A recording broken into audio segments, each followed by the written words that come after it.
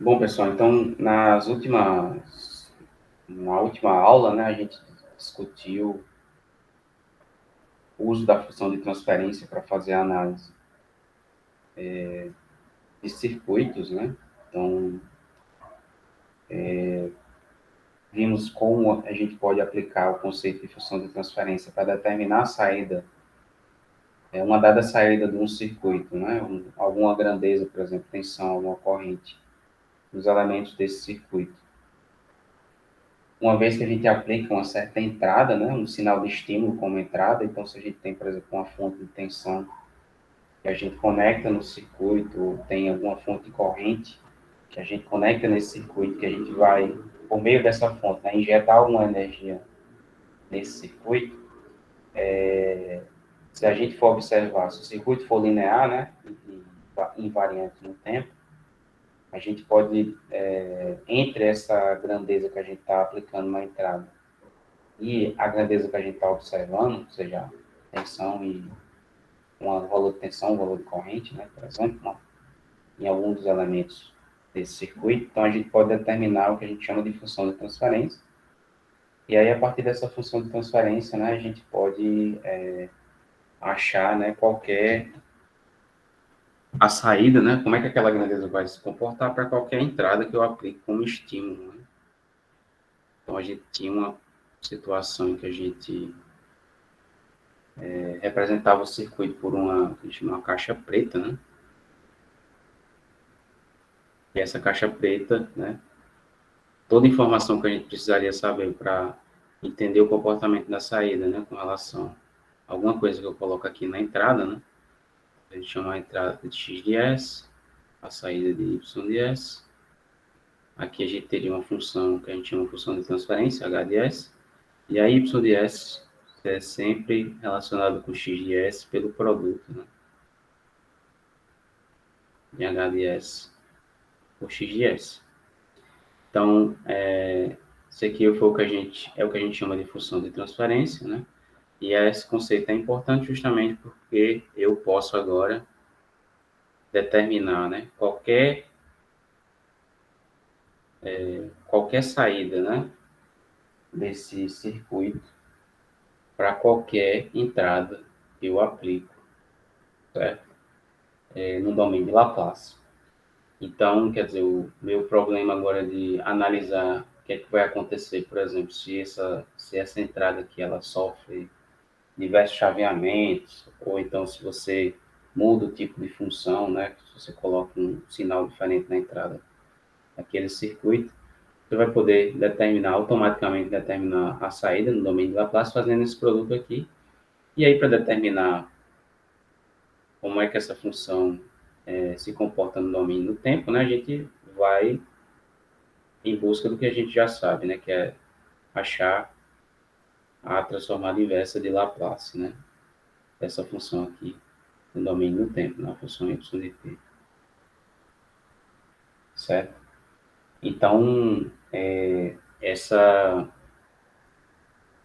trabalho aqui, né, quer dizer, essa função de transferência vai permitir que a gente ache esse y de s sempre, né, e aí a gente sobra com aquele problema que a gente já conhece de voltar aqui e achar quem é y de t no domínio do tempo, né?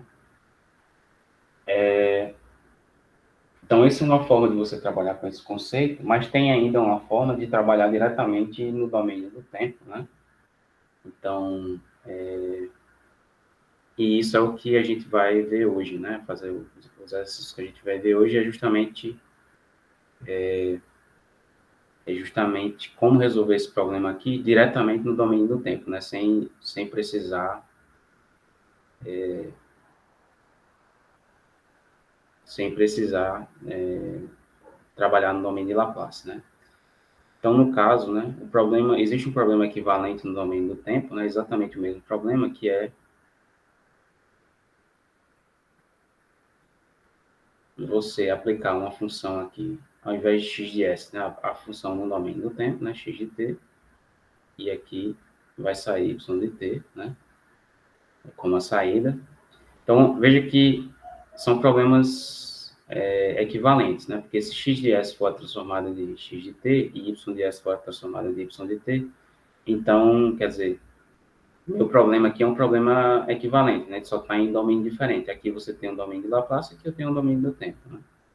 Aí a questão é, bom, no domínio de Laplace a gente sabe que determinar y de s, para determinar y de s, a gente precisa multiplicar, né? H de s por x de s, e aí a gente obtém y de s. No domínio do tempo, né? Qual vai ser a relação? Que relação vai ser essa? Né? Qual é a relação entre y de t e x de t, né? E aí, no domínio do tempo, né, o que acontece, vocês devem ter visto lá na aula, né, que, na verdade, agora você vai poder usar, né, uma funçãozinha h de t aqui, que a gente já chama de resposta ao impulso desse sistema. E essa resposta ao impulso é basicamente a transformada inversa de Laplace da função de transferência, certo? Ou vice-versa, né? A transformada de Laplace da função de transferência é o que a gente chama, ou desculpa, a transformada de Laplace da da resposta ao impulso é o que a gente chama de função de transferência. Aqui, de H de t. Pois não? Professor, esse nome aí que você dá, resposta ao impulso, é porque quando você vai deduzir lá a formulazinha, você aproxima com vários degraus e depois fica uma relação de impulso? Na verdade, bom, isso aqui é a resposta ao impulso, porque, por exemplo, né, se você tem a função aqui, h de s, né, então, quer dizer, o impulso, né, a transformada de Laplace do impulso é uma constante, né? Então, isso aqui seria a transformada de Laplace de uma função impulso é uma constante 1, né? Então, no domínio de Laplace, né, se você aplica uma entrada que é um impulso nesse sistema, aqui você vai ter 1, né? Então, x de s aqui seria igual a 1, se a entrada aqui for um impulso. Então, novamente, né, aí você tem a saída, e aí nesse caso aqui, né, que a saída seria, vamos dizer assim, a função de transferência vezes a entrada, então isso aqui seria a função de transferência vezes 1, né? Ou seja, nesse caso aqui, a saída do meu sistema é a própria função de transferência dele. Né? Então, qual é o moral da história aqui, né?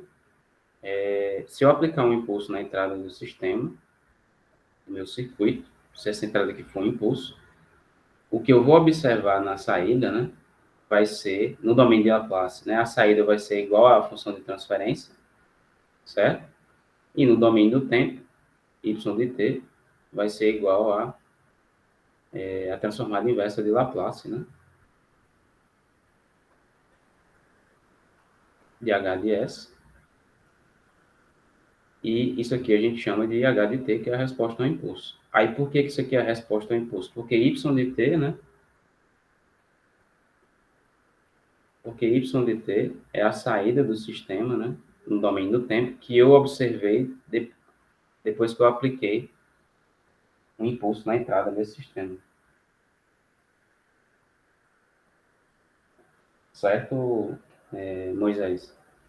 Então veja que por que o nome resposta ao impulso? Porque y de t foi a resposta que eu obtive quando eu apliquei um impulso aqui na entrada. Uhum.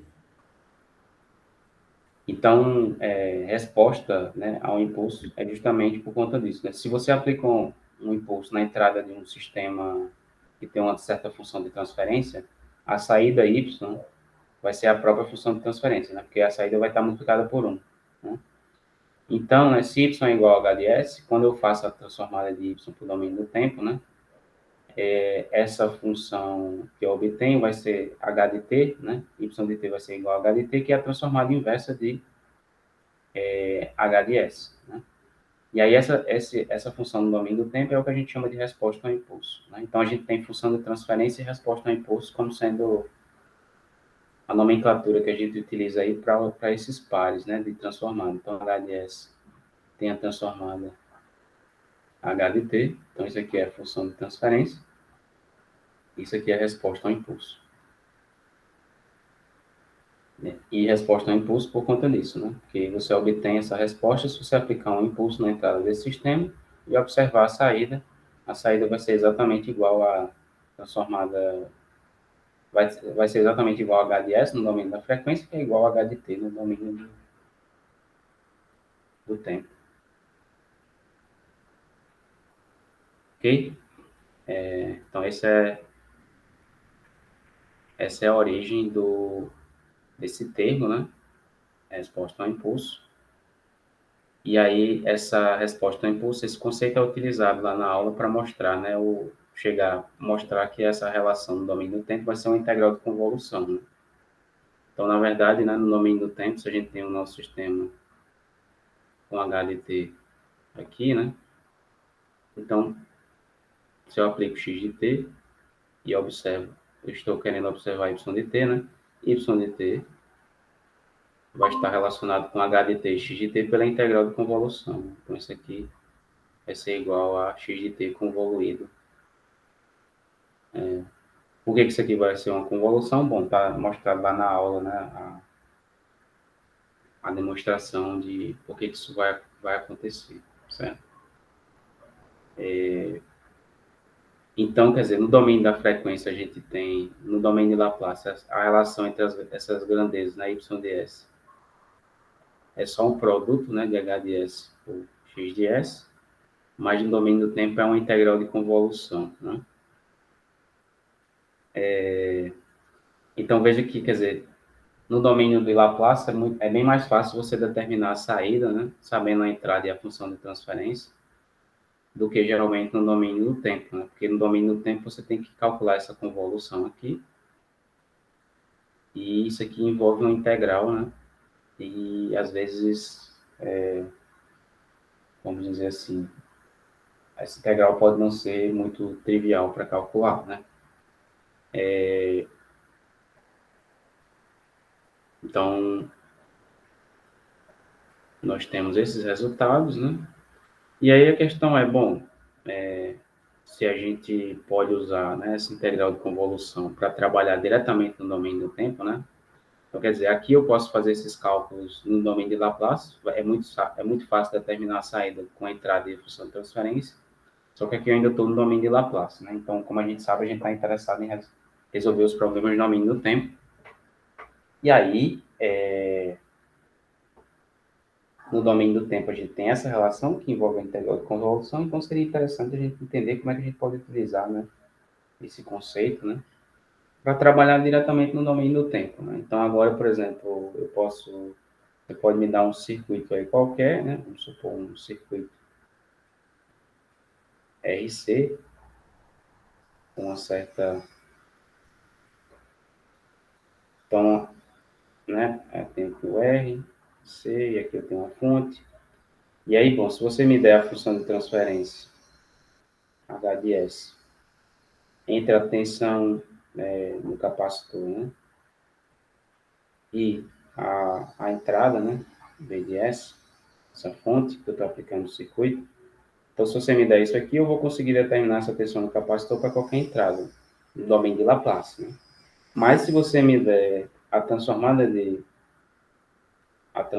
Laplace inversa dessa função, se você me der h de t, né, eu também vou poder determinar VC de t, né, no domínio do tempo, diretamente fazendo a convolução de h de t com v de t, né, que é a entrada. Então, se eu conseguir calcular essa convolução, também vou conseguir determinar quem é a tensão aqui, nos terminais desse capacitor, sem precisar analisar o circuito, né, novamente, né, sabendo essa funçãozinha h de t, eu sei tudo, né, que eu preciso saber para poder determinar a saída, né, os valores de tensão sobre esse elemento, para qualquer tensão que eu aplico aqui, né? Então, não vou precisar fazer a análise aqui. Então, se eu souber isso aqui, ou se eu souber isso aqui, tanto faz, né? Se eu souber isso aqui, eu posso recorrer à relação entre essas grandezas de domínio de Laplace. Se eu souber a resposta ao impulso, eu posso recorrer à convolução no domínio do tempo, né? Tanto faz a mesma... Isso é equivalente, né? São equivalentes. Bom, então a integral de convolução, né, ela é dada por essas integrais aí que vocês estão vendo, né, e ela tem essa propriedade ela tem essa propriedade de comutação, né, então a integral é geralmente uma integral numa variável tal, né, então aqui a gente tem uma função, né, dentro desse argumento da integral, que é a função de tal, né, mas é a função de t também, né. Então, basicamente, o que a gente tem, se vocês lembram lá de cálculo 2, né,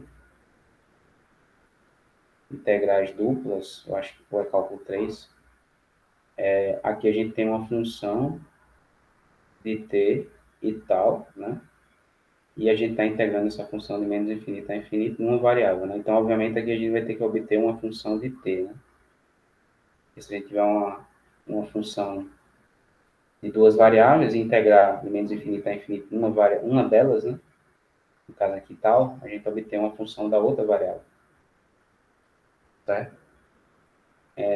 Então, esse fato de ser uma função de duas variáveis é o que geralmente complica, às vezes, né, os cálculos e também complica, às vezes, o entendimento, né, que vocês têm dessa integral.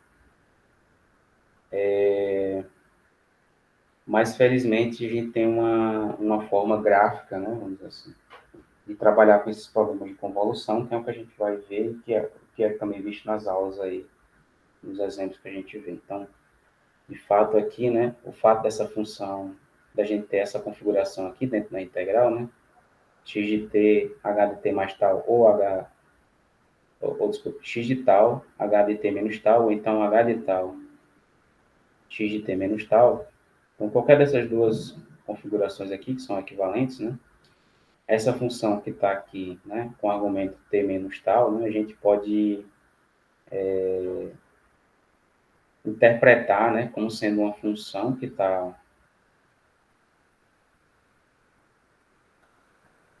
aqui no eixo tal, né? Então se a gente pega e define um eixo tal, né, de variáveis tal, o eixo no qual essa integral está sendo calculada, né?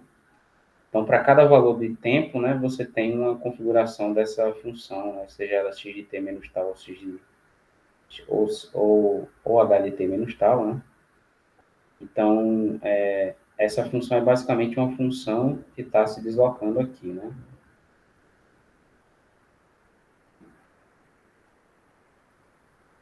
Então, quando você tem, né, por exemplo, você está somando, né, um valor dentro do argumento de uma função, que é a função de uma variável qualquer aqui, por exemplo, né? Então, aqui, por exemplo, você está somando t numa função que é a função de menos tal, né? Aqui e aqui.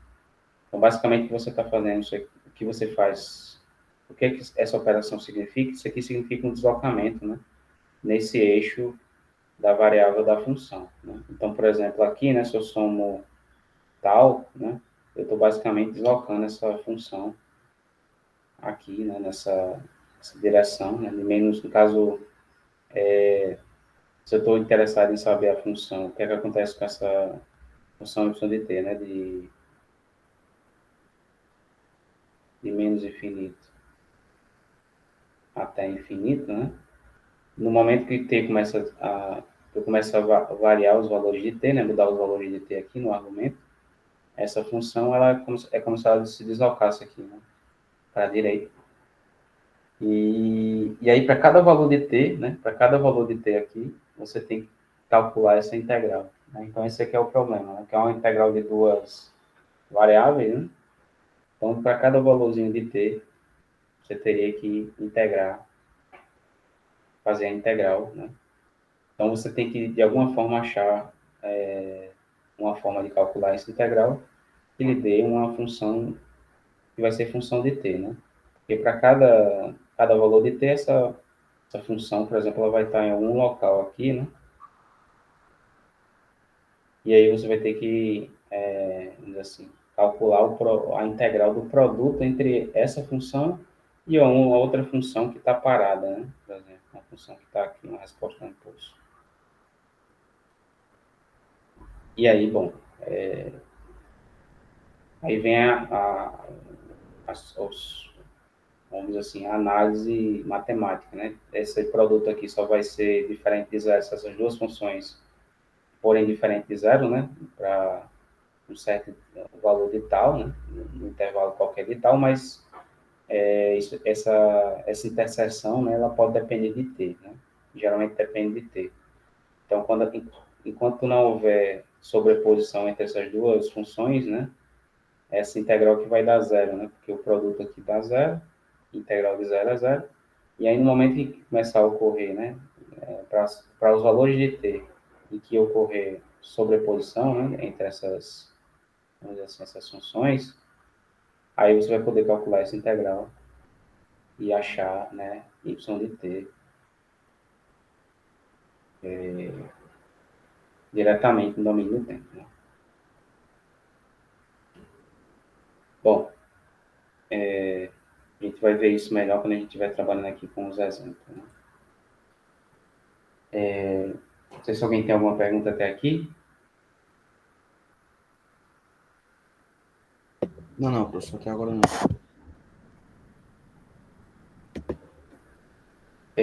Bom, então de início, né? Vamos ver um caso simples aqui, né? Que seria, por exemplo, vamos ver como é que a gente aplica essa mecânica, né, de cálculo da convolução para um caso simples, que seria a gente ter um pulso retangular, né? E convoluir esse pulso com ele mesmo, né? Então aqui a gente vai definir um pulso retangular. Esse pulso começa aqui em zero, né? Então ele fica com amplitude 1 a partir de t igual a zero e continua até t igual a 2, certo? Então é simplesmente uma função x de t que ela é esse pulso retangular, né? Tem esse formato aí. Então a gente pode definir aqui no SymPy, né, por essa função, por exemplo, piecewise, como sendo não uma função que é zero, para t menor que zero, entre 0 e 2 ela vale 1 e depois ela vale zero, né? Para os outros valores ela vale zero. Então esse aqui a gente representa aqui e aí o gráfico dela está aqui. Bom, aí o que a gente quer fazer aqui, né, é calcular a convolução dessa função com ela mesma, né? Basicamente o que a gente quer, né, é achar uma função y de t que é igual a x de t convoluído com o próprio x de t, né? Então vamos convoluir essa função com ela mesma, né? E é isso aqui, né? Isso aqui é igual. Isso aqui tem que ser igual, né? Integral de menos infinito por definição, né? E x de tal, aí x de t menos tal, né? T tal, certo? Então é isso aqui que a gente tem que calcular, essa integral. E agora a gente vai ver, né, o método gráfico, né? Como é que a gente pode interpretar essa integral aqui graficamente, né? O que é que vai acontecer com essa integral aqui se a gente observa graficamente o que está acontecendo com essas funções, né? Então, essa primeira função aqui, x de tal, né, é apenas a função x de t mudando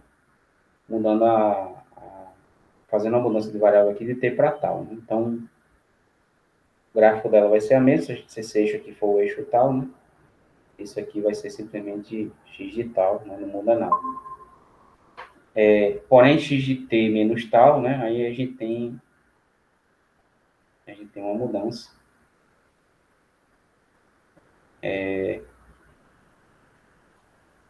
Bom, então x de tal é a mesma função, né? Que está inclusive aqui, né? X de tal é a nossa função original, só que na variável tal. Mas quem é essa função x de t menos tal, né? Então, primeiramente, né? A gente vai achar quem é x de menos tal, né? Então, x de menos tal, né? No caso, imagine que t aqui é igual a zero, né? Então, t igual a zero, essa função aqui é uma função de menos tal, né? Então, multiplicar por menos o argumento da função é espelhar essa função aqui no eixo y, né? Então, veja que essa função azul é o x de tal, e essa função laranja aqui é o x de menos tal, tá? Ela foi espelhada, né, nesse eixo y. E esse espelhamento é a primeira operação que você tem que fazer para obter essa função aqui, para ver como ela está se comportando, né? A segunda operação é esse deslocamento aqui, entender o que é que acontece com essa variável t aqui, né? Então, por exemplo, essa variável t, né, como eu falei, né, somar, se você tem uma certa função, por exemplo, se você tem uma certa função x de t, né, e você soma dentro do argumento dessa função um certo valor, né, por exemplo, a, então isso aqui você está deslocando a função. Se você soma um valor positivo, né,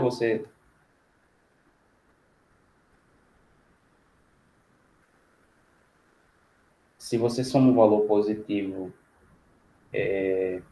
você está deslocando a função para a esquerda, né? Se você soma um valor negativo, você está deslocando a função para a direita. Né? Então, valor positivo, né? Se A for maior que zero, essa função está indo para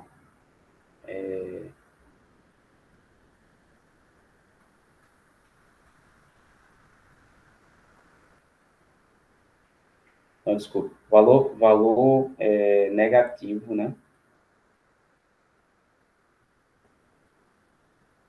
Bom, aqui você, bom, dá para ver isso aqui se você fizer uma mudança de variável. Então, por exemplo,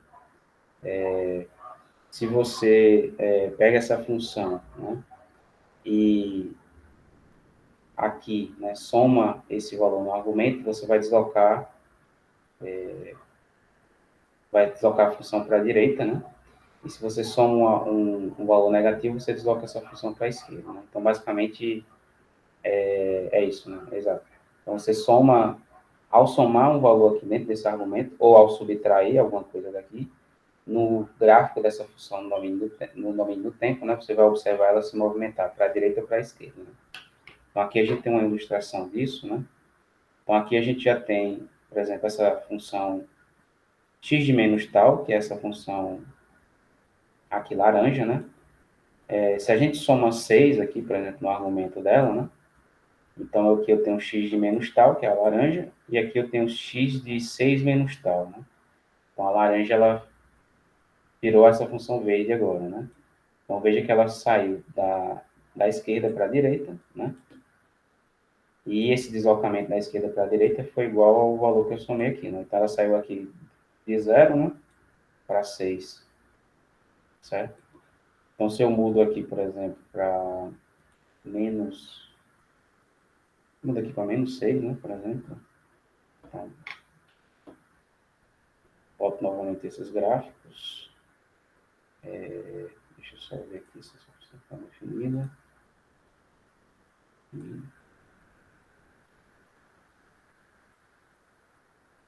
Pronto. Então, se eu pego essa função x de menos tal e somo agora menos 6 no argumento, né? Aí ela vai se deslocar para o outro lado, né? Para a esquerda, certo? Então, basicamente, né? Esse t que está aqui na convolução, né?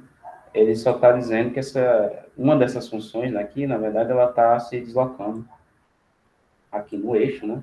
Então, quando o t varia de menos infinito até mais infinito, então ela começa lá, menos infinito, vai se deslocando e vai passar aqui por esse eixo tal, né? Até chegar no infinito, né? Positivo. Então, sai do infinito negativo e vai para o infinito positivo. Né?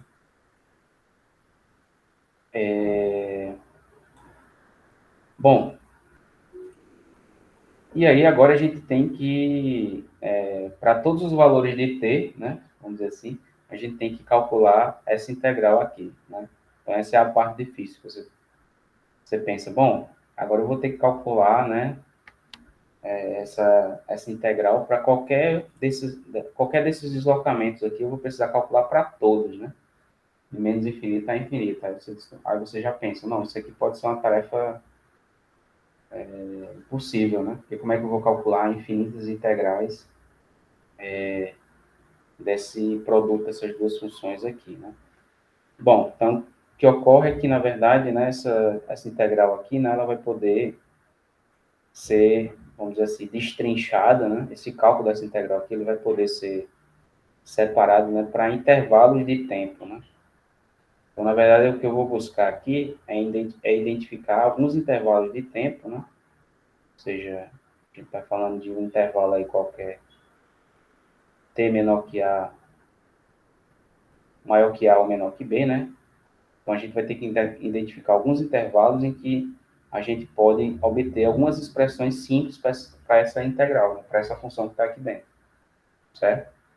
E aí, nesses intervalos, a gente vai poder, para esses intervalos, né, a gente vai poder obter uma expressão de y de t, né, direto, né, calculando essa integral.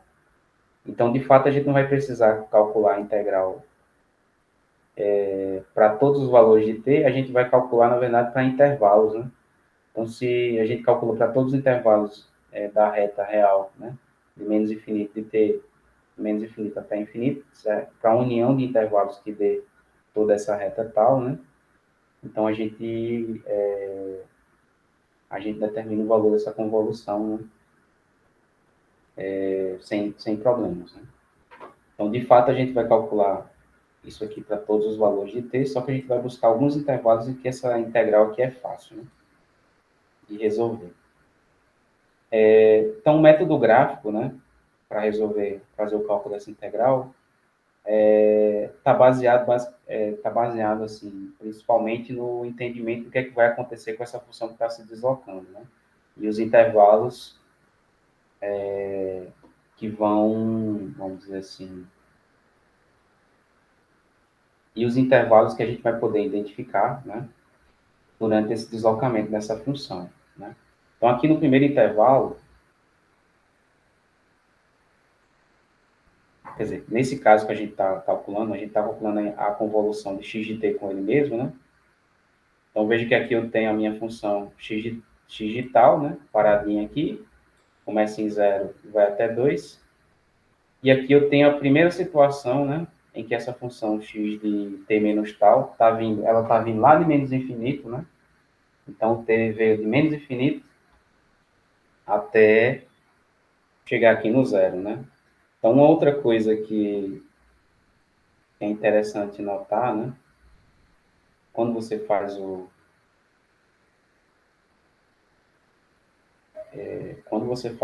rebatimento na função,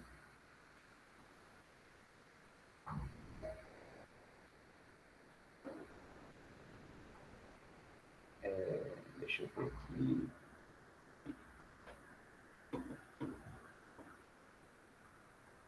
Então, aqui, né, nesse caso aqui, por exemplo, quando você fizer o rebatimento dessa função aqui para o lado, quando você achar x de menos tal, né, você vai ficar com essa função vermelha aqui, né, que ela está espelhada no eixo y, né, com relação à função x de tal. Então, esse espelhamento aqui, né, ou seja, né, se a gente tem essa função x de t definida, x de tal, desculpe, definida aqui de 0 até 2, a função x de menos tal está definida aqui de menos 2 até 0, né? E aí, bom, e quem seria essa função laranja, né? X de t menos tal. Bom, é essa função aqui deslocada para cá, né? Deslocada de quanto? Ela está deslocada, na verdade, de t, né? Então, quer dizer, se ela está deslocada de t, esse intervalo aqui também é deslocado de t, né? Então, esse cara aqui, né? Esse cara aqui está deslocado para cá e esse carinha aqui está deslocado para cá, né? Está deslocado de quanto? De t, né? Então, basicamente, aqui eu tenho t e aqui eu tenho t menos 2, né? Então, quando essa função x de t menos tal está se deslocando aqui no eixo tal, né? Essas extremidades dela aqui, né? Aqui eu tenho exatamente t, né? E aqui eu tenho t menos 2, né? Lembrando que aqui a gente está escrevendo o comportamento dessa função, né? Para os valores de t, né? Então, por exemplo, se t, qual é a interpretação que a gente tem aqui, né? Se t for igual a 1 segundo, né? Onde é que está essa função? Bom, se t for igual a 1 segundo, essa função está aqui em menos 1 e aqui 1. Né? Ela tá entre menos 1 e 1. Se t for igual a 2 segundos, onde é que está essa função? Ela vai estar entre 0 e 2, né? E assim sucessivamente, né? Se for t for igual a 4 segundos, bom, esse retângulo aqui vai estar entre 2 e 4. Certo? Então, é um intervalo aqui em tal, né? Esses aqui são os intervalos em tal em que essa função vai estar, dependendo do t, né? Então, quando a gente faz o rebatimento, né, uma coisa útil a se fazer, né, na hora que você está fazendo os cálculos da convolução, é marcar onde é que está t, né? Então, quando você faz esse espelhamento, né, e deslocamento, identificar onde é que está o t, né? Quais são os valores de t para esses sistemas aqui, é importante, porque isso aqui vai ajudar na hora da gente fazer o cálculo da convolução, certo?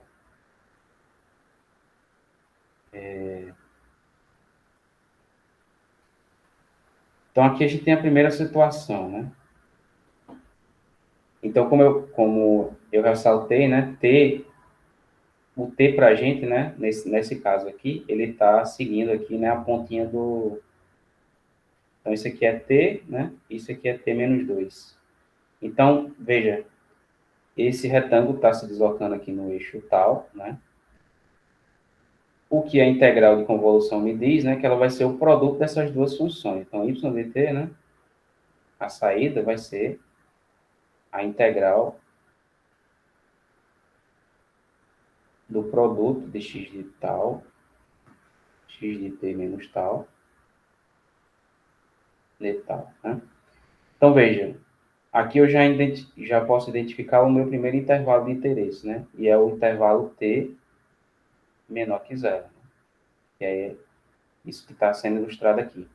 Então, de menos infinito até zero, né? Quando essa função está se deslocando de menos infinito até zero, não vai ter nenhum instante, né? Em que essas duas funções aqui são diferentes de zero simultaneamente, né?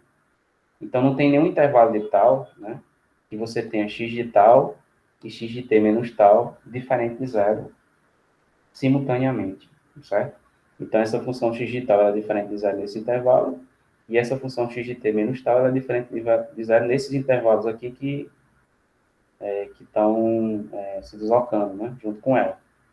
Então, moral da história é o seguinte, esse produto aqui, né, o produto dessas duas funções para t menor que zero, vai ser sempre zero, né?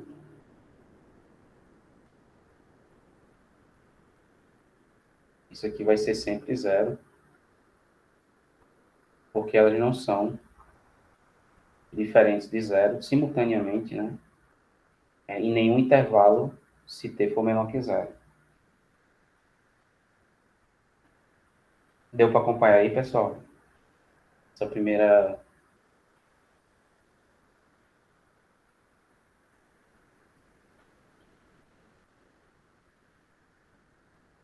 Deu, professor? Deu sim, professor. Então, aqui o que é que acontece, né? A gente já matou metade do problema, né? Porque a gente tem que saber a função... Aqui a gente quer saber o comportamento de y de t de menos infinito até infinito, né? Para todos os valores de t. Mas aqui a gente sabe que se t for menor que zero, né? Não tem sobreposição nenhuma dessas funções. E essa integral automaticamente aqui vai ser zero, né? Porque o produto de duas... Aqui, esse produto vai ser zero sempre para qualquer intervalo de tal aqui, né? Nessa situação. Então, metade do problema já foi. Então, veja que, a princípio, parece uma coisa complicada, mas aqui metade do problema já foi. Então, a gente já sabe que y de t vai ser zero, né? Se t for menor que zero, né? Bom, então esse é o primeiro ponto. Mas aí a gente agora tem um outro intervalo, né? Que a gente vai começar a ter sobreposição. Então, é esse intervalo aqui, né? Então, veja que quando essa função chegou aqui, né? Quando a pontinha dela chegou aqui, quando a ponta da função laranja, né, chegou aqui, no pulso laranja, aí sim, aí começou a ter um intervalo, né? Em que você tem sobreposição, né? Entre esses dois postos, né? Você tem aqui, na verdade, uma sobreposição parcial, né? Que a gente chama.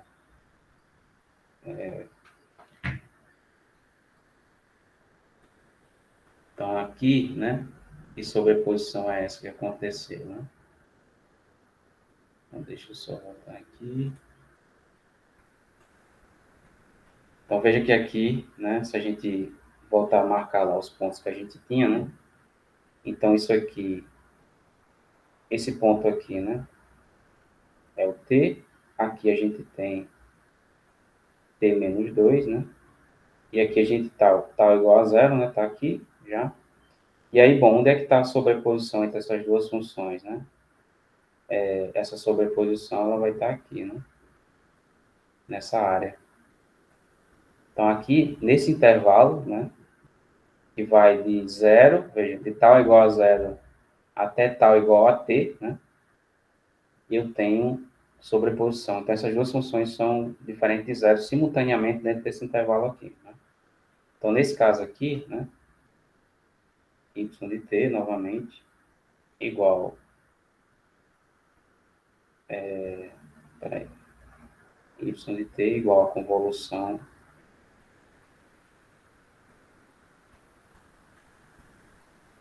de x de integral de x de tal, x de t menos tal, de tal. Então, se eu tenho um intervalo, né, para, veja,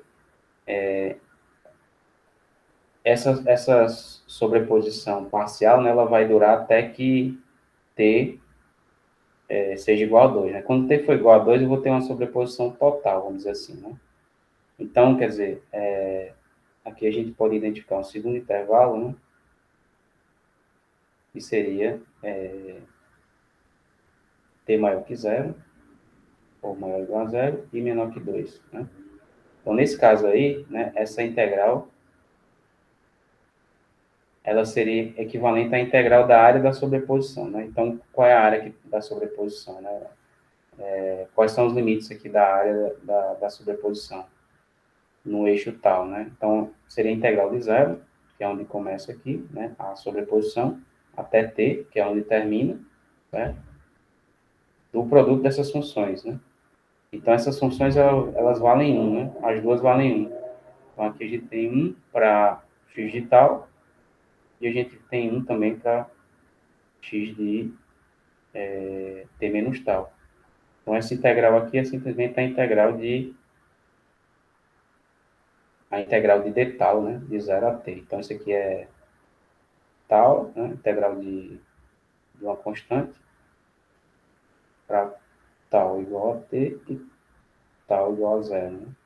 Então, isso aqui é simplesmente t, né? Beleza, pessoal? Até aí? Sim, sim. Certo, professor. Então, veja que nesse segundo momento, né?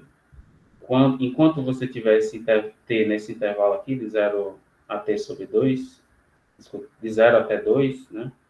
Você vai ter uma sobreposição parcial desses dois retângulos, né? E aí, essa sobreposição, ela vai aumentando, né? À medida que t vai passando, e ela vai chegar ao máximo, né? Em t igual a 2, né? Então, esse é um segundo intervalo que a gente tem interesse. Então, a gente já sabe o que aconteceria de menos infinito até zero. Agora, a gente já consegue saber o que acontece de 0 até t até 2, né? Falta de 2 até infinito, né? Então, esse seria segundo intervalo de interesse. E o terceiro, né? Então, a gente agora tem um terceiro intervalo de interesse, né? Que é esse aqui. Então, a partir do momento que elas estão totalmente sobrepostas, né? Aí, novamente, a função x de t menos tal continua andando aqui para a direita, e aí você vai ter agora essa área diminuindo, né? Então, antes a área de sobreposição estava aumentando, agora ela vai começar a diminuir. Então, aqui a gente tem uma segunda situação, uma terceira situação, né?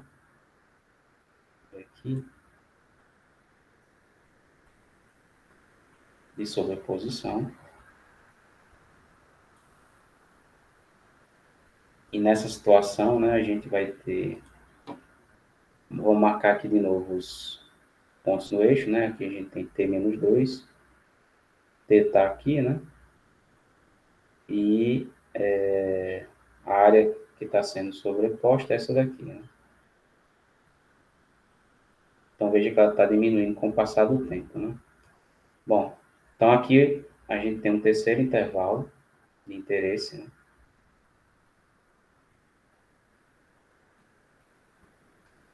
Que seria o intervalo. Então, vamos ver, né? Se T, né? Quando T for igual a 4, essa sobreposição acabou, né? Porque os retângulos não vão estar mais, não vai ter mais nenhuma área sobreposta, né? Desses retângulos. Então, aqui é o intervalo para T maior que 2 e menor que 4, né? Segundos. Então, nessa situação, né? A saída, novamente, né? Integral de x de tal, x de t menos tal, de tal. E isso aqui, né? Bom, só vai ter sobreposição nesse intervalo aqui, né? De t menos 2 até 2, né? Então, basicamente, aqui a integral, ela só vai ser diferente, esse produto aqui só vai ser diferente de zero dentro desse intervalo aqui, né? Então, esse vai ser uma integral de t menos 2 até 2, né? E, novamente, né, as funções, né, quanto valem essas funções dentro desse intervalo aqui? Bom, as duas vão valer 1, né? Então, aqui eu tenho 1 vezes 1 d tal. Então, isso aqui, novamente, a integral de d tal, que vai dar tal, né? Tal igual a 2, e aqui tal igual a t menos 2. Então, isso aqui, né? Substitui tal igual a 2, aqui vai dar 2, menos o limite inferior, né? Que seria menos t menos 2, então ficaria 2, menos com menos já dá mais, 2 mais 2 vai dar 4, né? Menos t. Então, vai ficar aqui 4 menos t, né? Então, essa função y de t vai valer 4 menos t, né? Nesse intervalo aí, entre t maior que 2 e menor que 4. Né? Então, esse é o segundo intervalo, ou terceiro intervalo de interesse, né? E depois a gente tem o último intervalo, né? Que é quando esse pulso passou desse pulso laranja, né? Passou completamente no pulso azul, né? Que é quando t, né, é maior que 4, né? Então, quando essa pontinha chegou aqui no 4 e passou, aí acabou, novamente, não tem mais sobreposição. Então, nesse caso, se não tem sobreposição, a gente já sabe que não precisa fazer cálculo nenhum, né? E a gente já sabe que y de t vai ser zero, né? Porque não vai ter mais sobreposição, então para t maior ou igual a 4 segundos, sobreposição acabou, né? Não tem mais. E esse é o nosso quarto intervalo. Então, nesse quarto intervalo, função zerou e vai ficar assim até infinito, né? Quando ele pode sair de 4, pode ser qualquer valor maior que 4, né? Para qualquer valor maior que 4, não vai acontecer mais sobreposição e essa função aqui tem que ser zero, né? De 4 até infinito. Então, aqui a gente fechou, né? A gente fechou todo o intervalo de tempo, né? De menos infinito até infinito, a gente resolveu aquela integral, né? Da convolução. E aí a gente sabe qual é o comportamento dessa função y de t para qualquer desses valores aí, via o cálculo da integral de convolução. Bom, então aqui a gente pode reunir as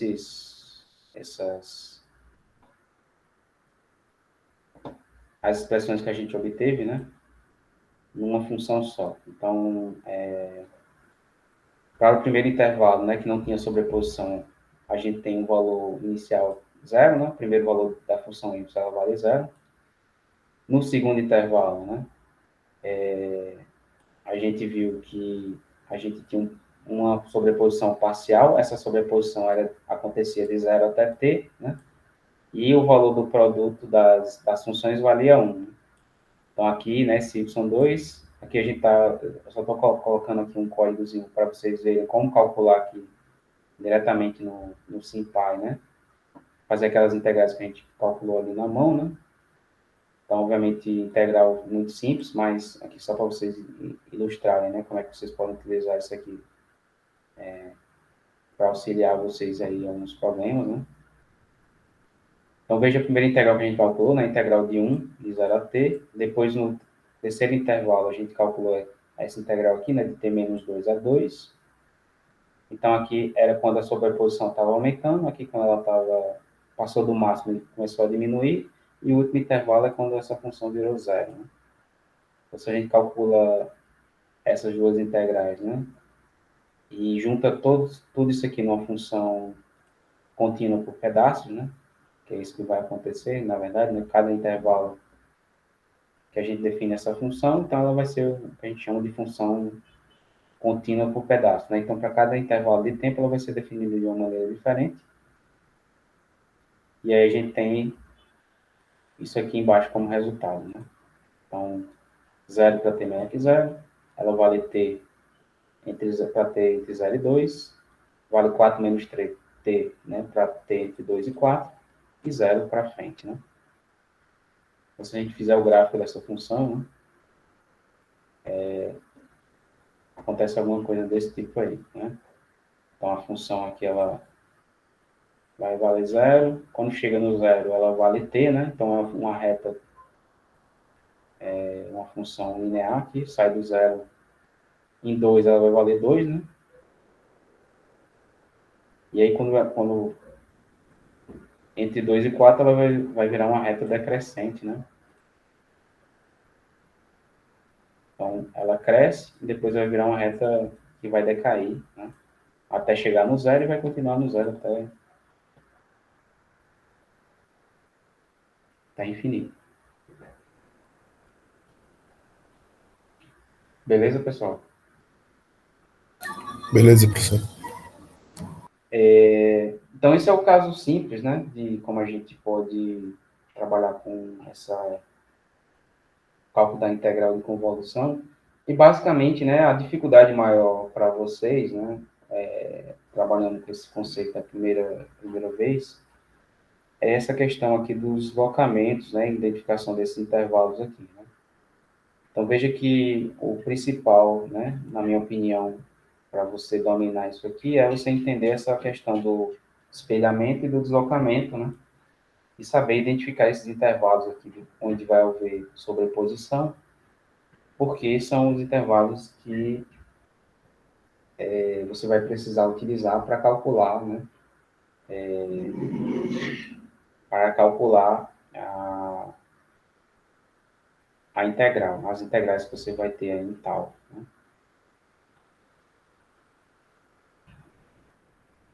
Bom, então isso foi um exemplo aqui com dois pulsos, né? Que, bom, no ponto de vista de circuitos, não tem muito, assim, não tem um contexto específico, né? Apenas são duas funções aí que a gente calculou, usou para, quer dizer, a mesma função a gente convoluiu com ela mesma, né? Mas a gente pode aplicar isso aqui a um problema envolvendo circuito, né? Circuito mesmo. Então, vamos imaginar aqui, né, que a gente tenha, deixa eu só colocar aqui para vocês, que a gente tem essa situação aqui, que inclusive foi vista na aula, né, da gente ter esse circuito RC, certo? E aí, na aula lá vocês têm o cálculo dessa função de transferência, mas aqui a gente tem uma função de transferência, né, para o circuito RC, da tensão que a gente está aplicando aqui na entrada, para a tensão sobre o capacitor, né? Então, essa função de transferência aqui é dada por isso aqui, né, no caso do circuito RC, e a transformada de Laplace, né, a resposta ao impulso associada a essa função de transferência é essa funçãozinha aqui, né? 1 sobre RC, exponencial de t, de menos t sobre RC, né? Então, isso aqui é a nossa resposta ao impulso para esse para esse sistema aqui, né, quando a gente considera o estímulo, como, a entrada como sendo V, né, essa função aqui VG, e a saída como sendo a tensão sobre o capacitor. Então, vamos considerar que a gente tem esse circuito aí, né, tem essa função de transferência. E agora a gente vai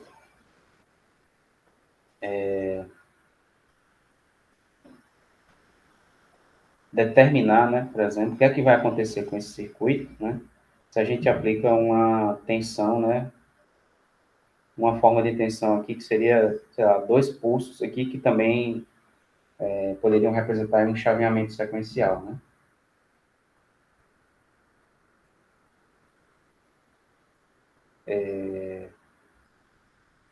Bom, tem uma pergunta aqui, quando tiver mais de uma curva, vai ter que somar cada um. Eu não entendi a pergunta, não. Se você puder explicar melhor aí, eu não... Tá conseguindo escutar, professor? Porque o microfone aqui tá meio ruim. Nesse caso que o senhor explicou anteriormente, que era só uma curva, aí vinha sobrepondo, né? Sim. Aí no caso, se eu tivesse outra curva na frente daquela outra que tava... Como nesse caso aqui, você está falando? Isso, exatamente. Aí Aí vem você... sobrepondo. Aí novamente você vai ter que identificar os intervalos de sobreposição, né? A gente vai ver nesse, talvez fique mais claro quando a gente fizer com esse aqui, certo? Certo. Vai ter uma função mais complicada. Mas você tem que identificar sempre para todos os intervalos de tempo, para todos os valores de tempo, né? Os intervalos de sobreposição para poder calcular a integral lá. Mas vamos ver esse exemplo aqui que talvez fique mais claro, né? Então veja só, o que a gente vai imaginar aqui, né, que a tensão na entrada do circuito RC, ela vai se comportar agora dessa maneira aqui, né? Ela começa com zero, né, em T igual a zero é como se a fonte fosse conectada, né? Então, a fonte de 1 volt é conectada no circuito RC, né? E aí, ela continua ligada, né, até 2 segundos. Em 2 segundos, a polaridade, o valor e a polaridade dessa fonte muda, né? Ela passa de 1 volt para menos 1 volt, né? Continua por 1 segundo, nessa situação, e depois ela volta para zero, né? E assim continua até infinito, né? Então, veja que isso aqui, né, corresponde a você tentar identificar, né, o que é que vai acontecer no circuito RC. No caso, como a gente tem a função de transferência, a resposta ao impulso, entre a fonte e a tensão no capacitor, então, o que é que a gente quer saber? O que é que vai acontecer com a tensão no capacitor quando eu aplico isso aqui na entrada do circuito? Então, para resolver esse problema no domínio do tempo, sabendo da entrada, né, que eu estou aplicando no circuito, e sabendo da resposta ao impulso, a gente pode fazer uso da integral de convolução, né? Então, aqui a gente vai definir a nossa função x, né, como sendo essa função aqui, né? Então, essa sequência de valores aqui que eu vou colocar na entrada, né? Então, a gente tem zero, né? Ela vai valer zero para t menor que zero. Depois, né, entre 0 e 2, ela vai valer 1. Entre 2 e 3, ela vai valer menos 1 e depois ela vai valer zero, né? Então, a gente pode representar essa função aqui por pedaço, de acordo com essa expressão aqui, né? Bom, e como é que vai ficar o gráfico dessas funções, né? Quando a gente passa para a variável tal agora, né? Que é a variável de integração. Então, x de tal, né? É essa curva azul, então não muda nada. X de tal é a mesma função, só mudando o argumento aqui de t para tal. X de menos tal é o espelho dela, né? Então, veja que aqui eu espelhei a curva laranja, é a curva azul espelhada. E aí, x de t menos tal vai ser essa curva laranja deslocada para algum lugar aqui, dependendo do valor de t, né? No caso aqui, t vale menos 6, então ela está deslocada aqui para aqui, né? Então, aqui a gente pode marcar logo os pontos de interesse, né? Então, por exemplo, esse aqui vale t, aqui é t menos 2, né? E aqui vai ser t menos 3. Esse ponto aqui, t menos 3, né? Então, quando eu mudo os valores de t, por exemplo, se eu aumento os valores de t, essa curva, esses postos, né, vão começar a se deslocar aqui da esquerda para a direita. E aí, novamente, a gente vai ter que sair procurando aí os intervalos de sobreposição entre essa curva aí e a resposta ao impulso, que a gente vai utilizar aí do circuito RC, certo? Bom, então isso aqui é a nossa entrada, que a gente vai deslocar, vai espelhar e deslocar, né? Então aqui, por exemplo, se eu mexer, vou colocar aqui para... Vou colocar 6 positivo, né? Para ver o que acontece. Então, 6 positivo. Se a gente definir aqui novamente, então, a função. Então, veja, se eu coloco 6 positivo, né? A curva verde que estava aqui, menos 6, pulou aqui para o 6, né? Então, o T agora está aqui, no 6 positivo, né? Então, isso aqui, né? Serve para a gente marcar o T, né? Onde é que está o T aqui no nosso gráfico. Isso aqui, obviamente, tem que ser T-2 e aqui T-3, né? Para esse carinha aqui. Bom, então, como eu falei, né? Essa aqui talvez é a etapa mais complicada, de você entender como é que essa função vai se deslocar. Uma vez que você entende como faz esse espelhamento, esse deslocamento, aí agora a coisa se torna mais simples, né? Bom, então essa é a situação, esse é o sinal que a gente vai colocar na entrada, a gente já sabe como espelhar e deslocar. Agora vamos ver aqui a nossa função, a nossa resposta ao impulso, né? Que a gente vai trabalhar. Então a resposta ao impulso é a resposta ao impulso de um circuito RC, que tem mais ou menos essa forma aqui, né? Então, ela vale zero, né? Para t menor que zero, e vai valer isso aqui, né? Exponencial de menos t sobre RC, dividido por RC, né? Para t maior que zero, né? Então, aqui, para plotar esse gráfico aqui, eu coloquei os valores de R e de C, né? Igual a 1, só para ilustrar como é que fica o gráfico dela. Mas a gente vai fazer esses cálculos aqui literal, né? Para a gente deixar em função deixar a integral em função desses parâmetros aqui do circuito, né? Então, novamente, agora a gente vai ter que identificar os intervalos aí de sobreposição, né? Então, o primeiro intervalo, né? Novamente, né? É um intervalo aí para t menor que zero, né? Então, novamente, né? Ter essa pontinha aqui da função, que está se deslocando aqui com ela, né? Então, o t está aqui, né? Está se deslocando com o passar do tempo.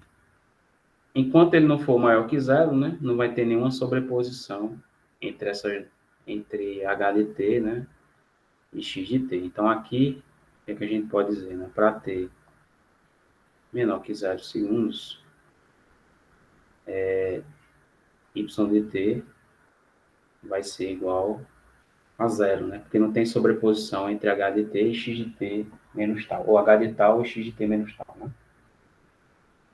Ok? Então, primeiro caso aí, bastante simples, né? Então, esse é o nosso primeiro intervalo de interesse. Mas aí, bom, quando o t passar, for um pouquinho maior que zero, aí você já começa a ter sobreposição, né? Então, vamos ver aqui.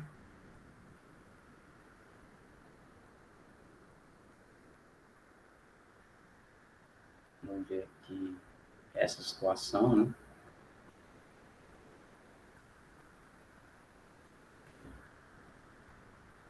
Então, nessa situação aqui, que a gente começa a ter alguma sobreposição, né? A sobreposição vai estar nessa área aqui, né? Então, essa vai ser a área sobreposta. E isso aqui é para o intervalo, né? Então, aqui eu tenho T... Opa! Aqui eu tenho T, né? E aqui eu tenho T menos 2, né? Então, veja que esse produto aqui vai ser sempre o mesmo, né? Até esse ponto aqui, T menos 2, chegar aqui no zero. Porque depois que esse T menos 2 chega no zero, o valor dessa função vai mudar para menos 1, né? Então, essa sobreposição aqui, né, a gente pode identificar esse intervalo, né, que é o seguinte intervalo, né, se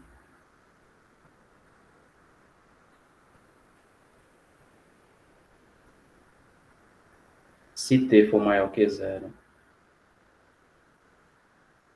e t menos 2 for menor que zero, né, ou seja, né, t maior que zero e t menos 2 menor que zero, significa dizer que t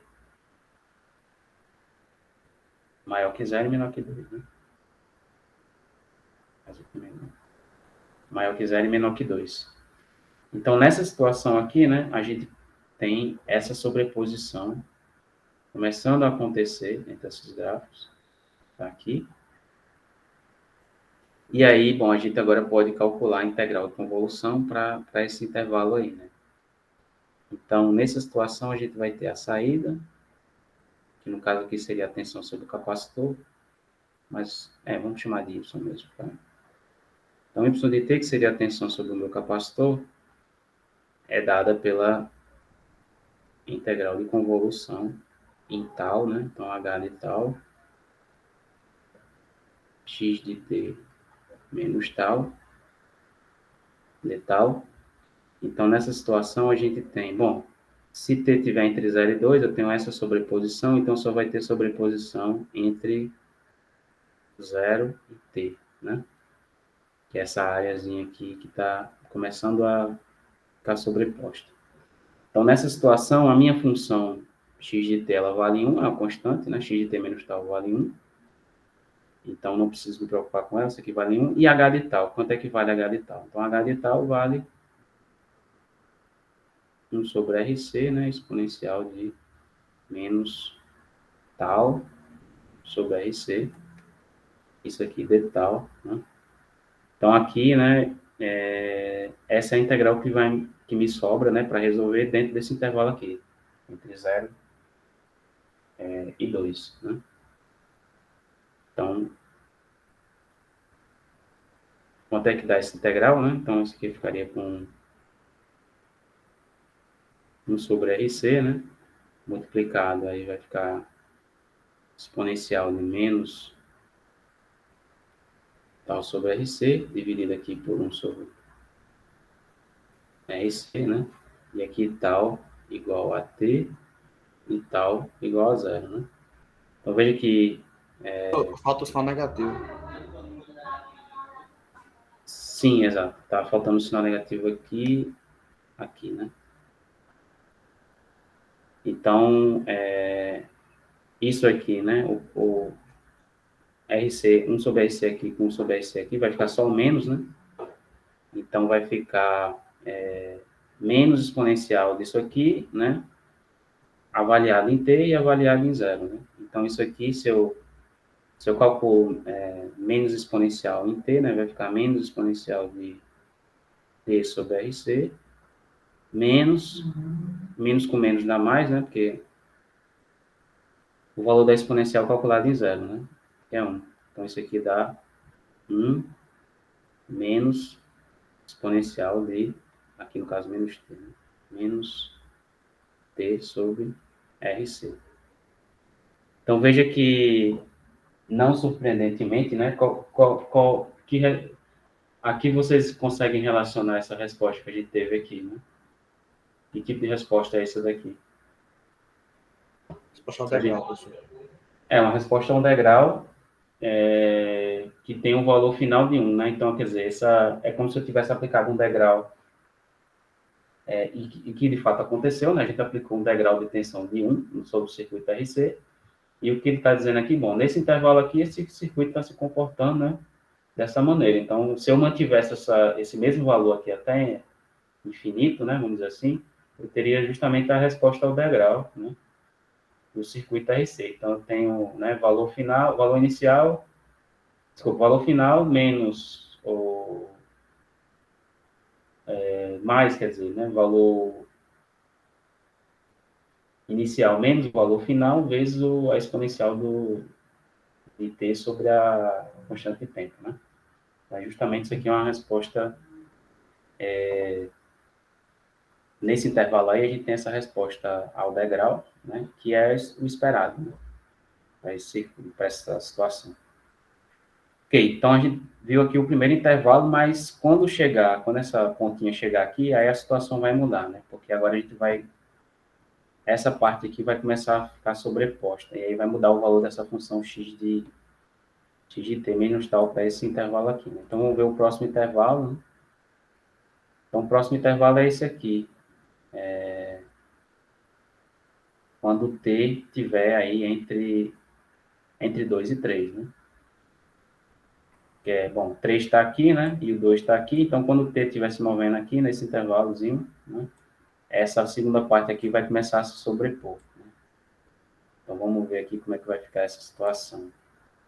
Então, nessa situação,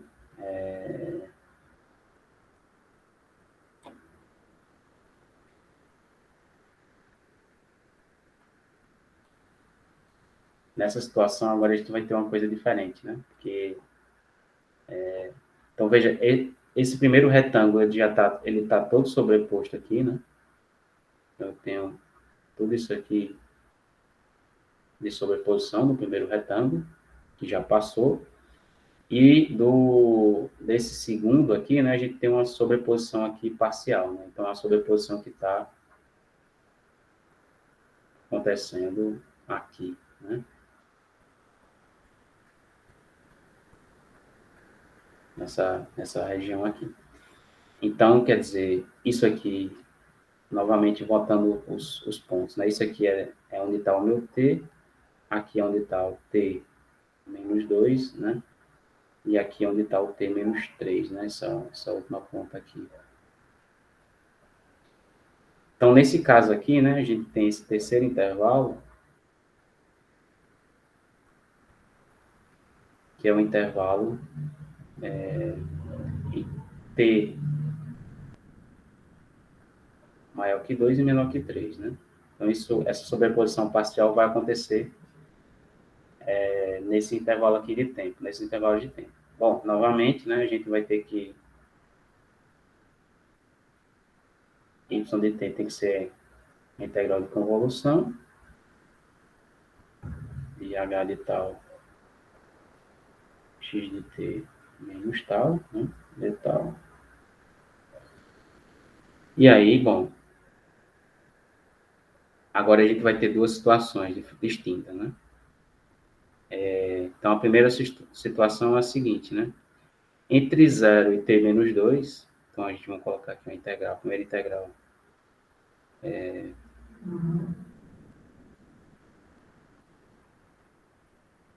entre 0 e t menos 2, a gente tem, tem essa sobreposiçãozinha aqui, né? Então, a função x de t entre 0 e t menos 2, ela vale menos 1, né?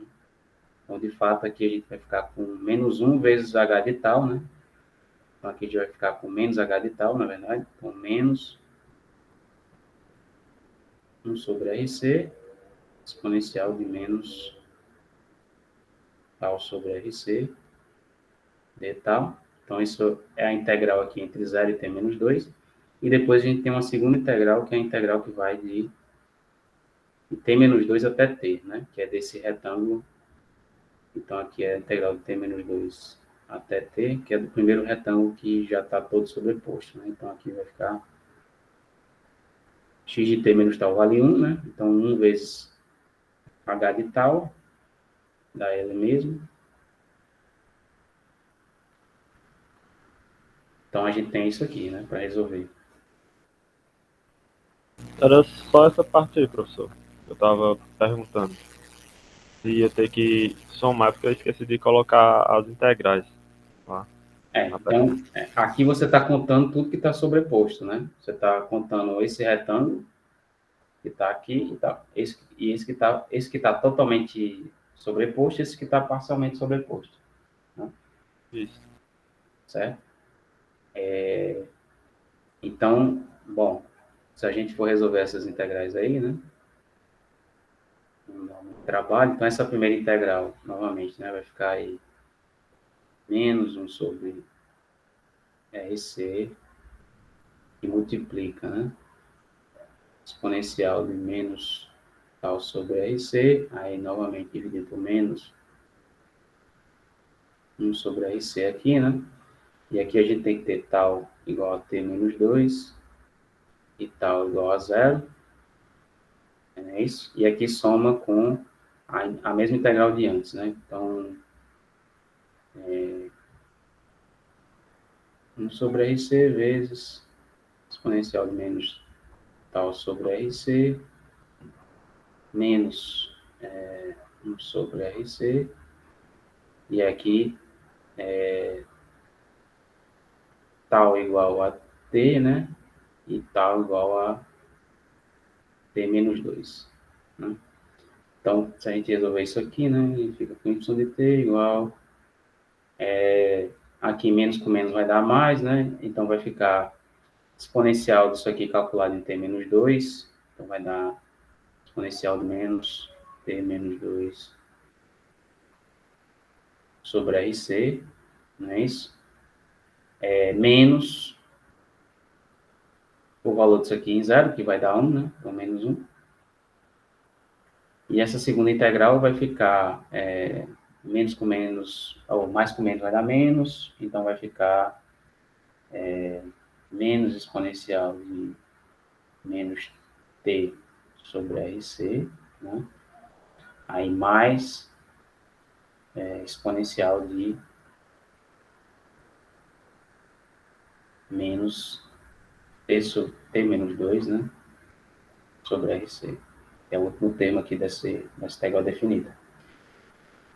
Ou seja, né, a gente pode agrupar agora esses termos aí, só para deixar mais bonitinho a expressão. Então fica o seguinte, fica 2 vezes exponencial de menos t menos 2 sobre RC, menos exponencial de menos t sobre RC, né? Menos 1. Então, isso aqui é a expressão para y de t, quando a gente tem esse intervalo aí, né? De 2 a 3. Certo?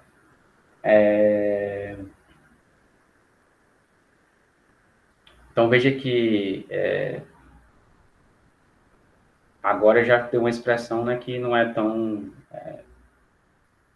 trivial de entender o que é que está acontecendo exatamente aqui, né? A computação sequencial, né, professor? É uma computação sequencial, exatamente o que você resolveria, o que você obteria, né, se você tivesse analisando esse problema aqui como sendo uma computação sequencial mesmo, né, no circuito. Mas eu digo assim, do ponto de vista das expressões, né, quando você observa, você vê que não é uma coisa assim muito de olhar para as expressões e saber o que está acontecendo exatamente ali. A coisa já começa a ficar mais complicada, mas vocês vão ver que isso aqui está correto, né? E uma coisa interessante, né, que essas funções, quando você vai calculando aqui nos intervalos, né, elas têm que estar de acordo nos extremos dos intervalos, né? Então, se você substitui, por exemplo, t igual a 2 aqui, né, que é esse subintervalo aqui, né? Se eu substituir t igual a 2, isso aqui vai dar, né? Bom, isso aqui dá 0, né? Então, isso aqui, t igual a 2, essa exponencial vai para 0. E aqui você fica com 2. Então, 2 menos 1 dá 1. E vai ficar 1 menos, 1 menos exponencial de 2 sobre RC, que é exatamente o valor que daria na outra exponencial, na expressão que a gente obteve para a resposta do intervalo 2, né? Então, essas funções aqui, né, elas têm que ter os mesmos valores, né, elas vão dar os mesmos valores nos extremos, né? Então, essa função aqui tem que ser igual, tem que dar um valor, né, idêntico ao valor da função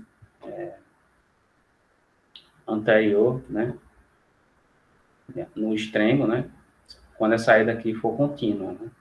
Pode acontecer de você ter um impulso, né, aqui, e aí você ter alguma descontinuidade nessa função da saída, mas qualquer outra situação, essa saída tem que ser contínua, né? Não pode sofrer variação instantânea, vamos dizer assim. Então, é uma forma de você checar que as expressões estão corretas. Bom, então esse é o terceiro intervalo, e o quarto intervalo é quando essa pontinha daqui, né,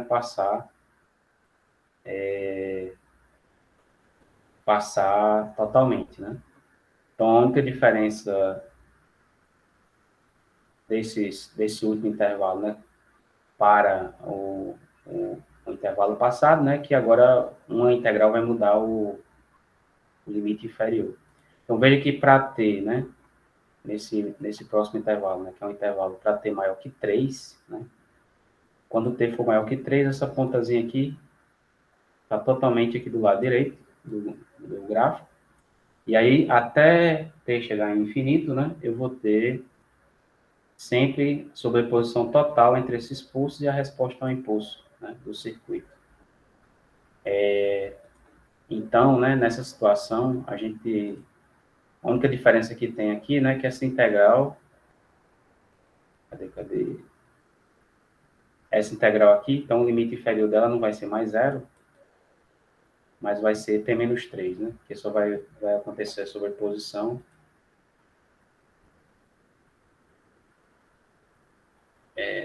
entre t menos 3 e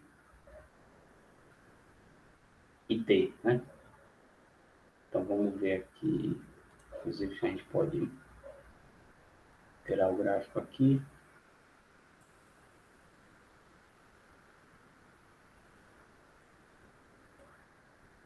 Então, veja que aqui agora, né, se a gente plota, né, onde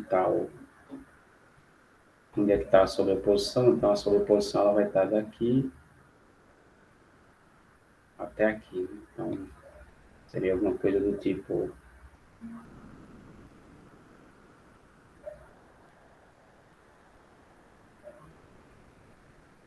Então, você ficaria com, né, a integral aqui de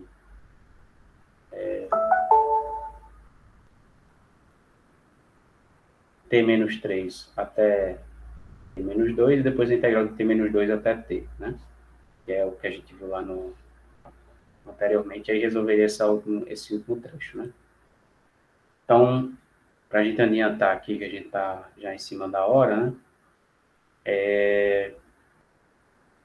Bom, então a gente viu esses casos aqui, né, para a resposta, e aqui no notebook, né, vocês vão encontrar as expressões. Então, bom, aqui tem algumas, eu estou colocando aqui algumas expressões para vocês visualizarem, né, como é que vai ficar essas funções aí, mas aqui no final vocês vão ver a resolução dessas integrais utilizando o SymPy, né. Então, só para a gente ver aqui, primeiro intervalo, né, t menor que zero, a saída era zero, porque não tinha sobreposição. Segundo intervalo, a gente tinha a integral só de h de tal, né, de 0 a t, então que seria o segundo intervalo. No terceiro intervalo, né, a gente tinha a integral da primeira parte, né, que foi sobreposta do pulso positivo, né, de t menos 2 até t, né, somado com a integral de 0 até t menos 2, né, do pulso negativo, né, do menos 1. Então, esse aqui seria o terceiro intervalo, e o quarto e último, né, é a integral agora, né, do pulso positivo, né, continua a mesma coisa, de t menos 2 até t, né, continua essa mesma integral, só que a segunda integral agora ela vai acontecer de t menos 3, ao invés de 0 até t menos 2, é de t menos 3 até t menos 2, né.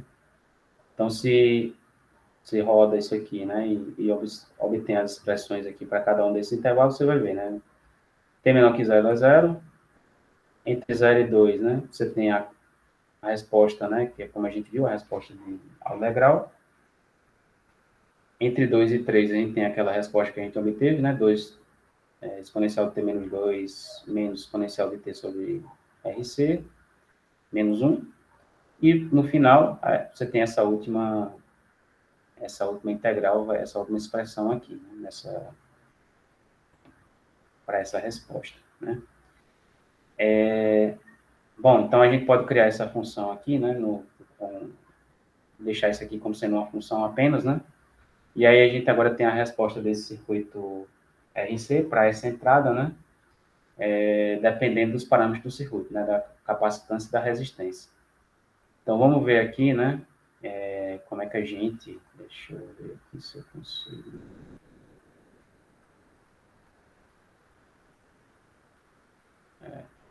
Vou voltar aqui para definir tudo novamente. Só um segundo.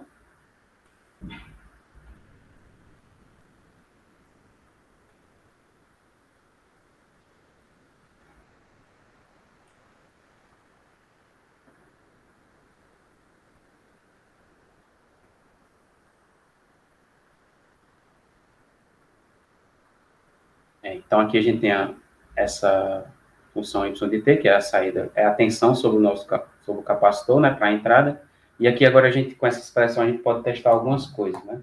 Por exemplo, vou substituir aqui o valor de capacitância 100 microfarads e um valor de resistência de 1 kΩ, né? E vou botar essa função aqui para ver como ela aparenta, né? Então, se eu fizer isso aqui, a gente tem, por exemplo, essa situação aqui, né? Então, veja que a tensão que eu estou aplicando, né, e tem a tensão sobre o capacitor, aí o que é que eu posso ver aqui, né? A tensão no capacitor, ela está tentando seguir, né, a tensão da fonte, que é o esperado no circuito RC, né? Então, a tensão que está sendo aplicada sobre o resistor e o capacitor, né, o capacitor vai tender a igualar aquela tensão, né? Então, esse é o comportamento que a gente espera, né, desse circuito aqui. Então, quando a gente aplica uma tensão aqui, a tensão sobre o capacitor ela vai tentar acompanhar essa tensão da fonte. Então, se eu mexo no valor da tensão da fonte, a tensão do capacitor, o circuito vai ter um transiente, né, mas ele vai tentar se estabilizar na situação que o capacitor vai virar um circuito aberto com a mesma tensão da fonte, né? Então, isso é o que está acontecendo aqui, né? E veja que, bom, isso aqui é para determinados valores, né? Mas, por exemplo, se eu aumentar essa resistência, né? Por exemplo, se eu colocar essa resistência aqui para 10 kΩ, né? O que é que vai acontecer?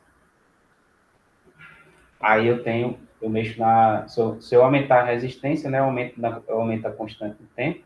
Então, eu aumento vamos dizer assim, eu aumento o atraso, né, em que o capacitor vai responder, né? Então, aumentar a constante de tempo, basicamente, é aumentar a duração do transiente, né? Então, o circuito vai responder mais devagar, né, vagarosamente, a entrada que eu aplico, né? Então, por exemplo, aumentei a resistência, aumentei a constante de tempo, e agora, quer dizer, eu mudei o valor da tensão na entrada, e o capacitor está agora lentamente, né, tentando acompanhar. Tanto é que ele nem chegou no valor final, a tensão mudou, né? Ele já mudou o comportamento para tentar seguir novamente. E aí a tensão voltou, foi para o zero e ele não conseguiu, né? Então eu apliquei isso aqui na entrada e a saída foi isso aqui, né? Esse Y de T laranja, né? Então isso aqui é justamente, né, o efeito da constante de tempo. Então quanto menor for a constante de tempo, mais rápido esse capacitor, né, esse circuito reage, né, a uma entrada que eu aplico, né? E aqui, no caso, veja, uma constante de tempo, se fizer o cálculo aqui, a gente pode até colocar aqui, né? Print.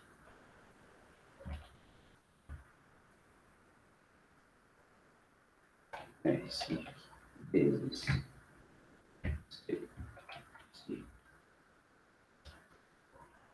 uma constante de tempo aí de 0,1, né? Então, ele responde aqui rapidamente, né? Diz assim. E se a gente aumentar aqui para 10K, né? Vai virar 1 segundo,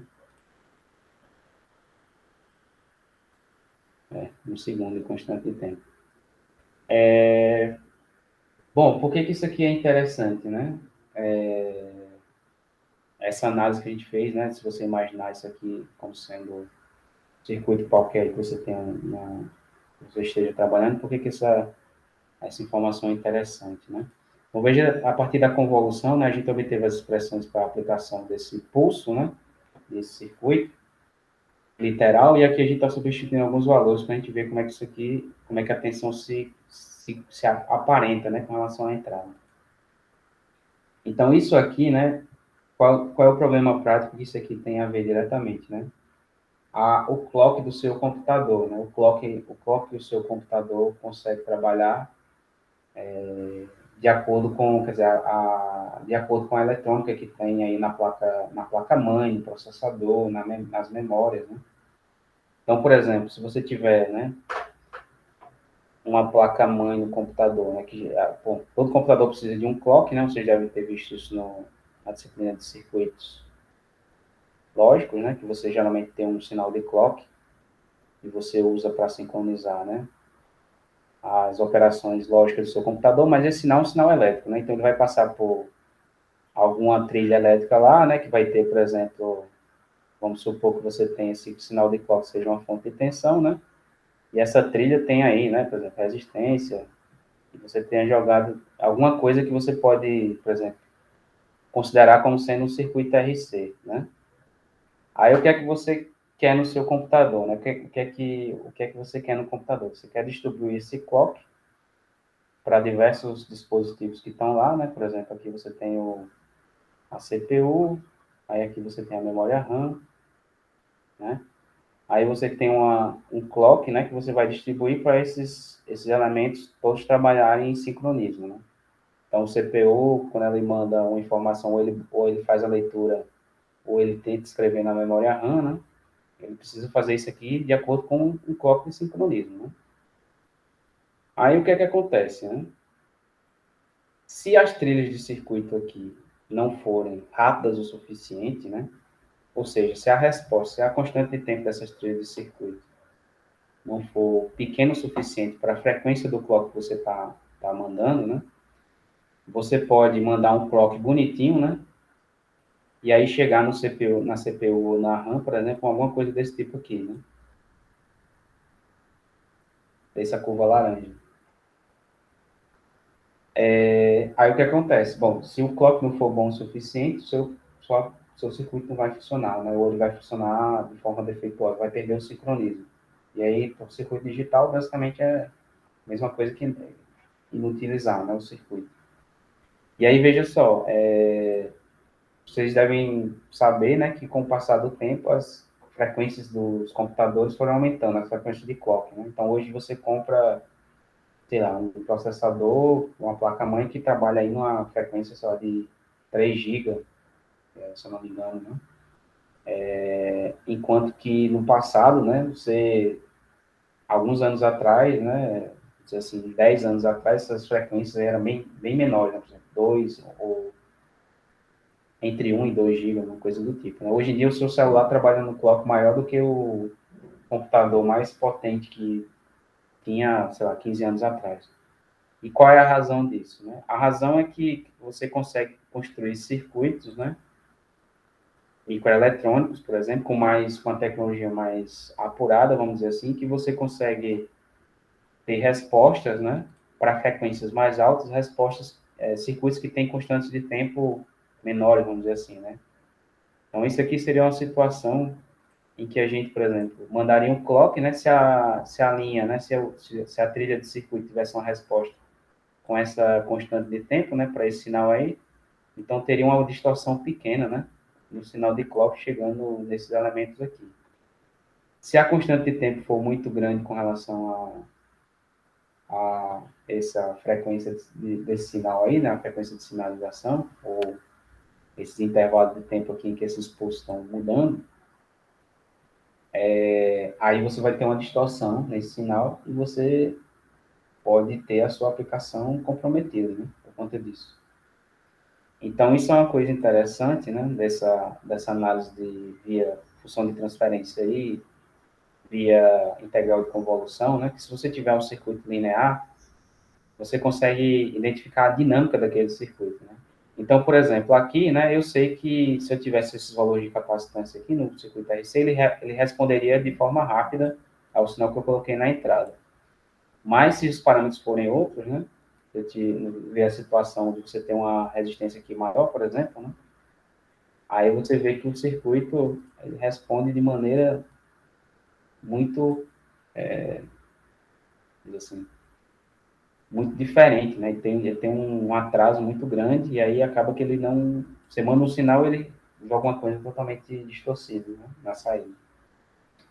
Então, isso é importante, né, essa análise via função de transferência e via integral de convolução, né, via convolução. Os conceitos aqui são importantes, por exemplo, né, quando você está trabalhando com desenvolvimento de circuitos microeletrônicos para placas eletrônicas que tem que trabalhar com um certo clock, né?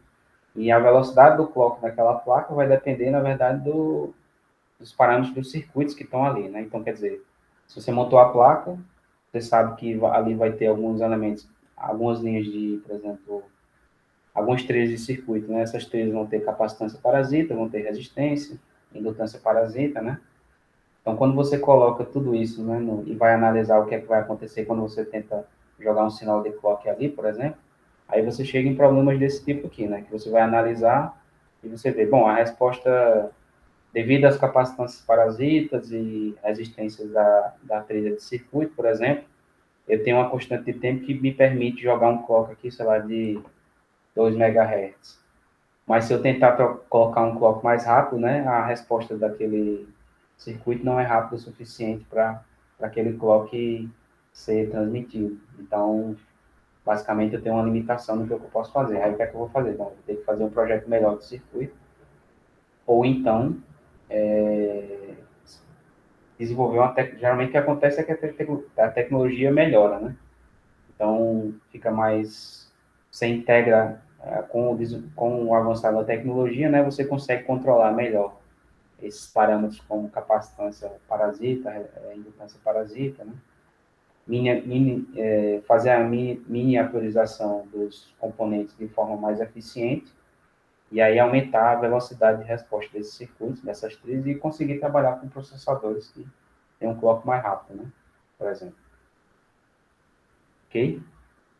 Então, só para a gente exemplificar, né, que essa questão esses problemas, né, envolvendo a interpretação, né, quando a gente vai ver o que, é que a gente realmente está fazendo, né, quando a gente analisa um circuito por esse viés, né, de aplicar um estímulo e observar a saída, como a gente tinha falado nas aulas anteriores, tem muitas aplicações que a gente pensa dessa maneira, né, esse é o que a gente está querendo entender, né.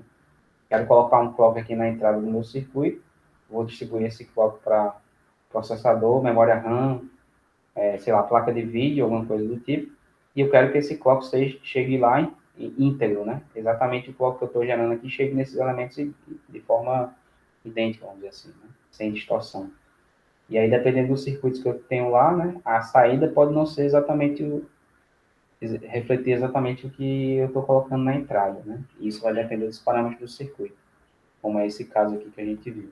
Né? Bom, eu não sei se tem alguma pergunta aí, pessoal, vocês...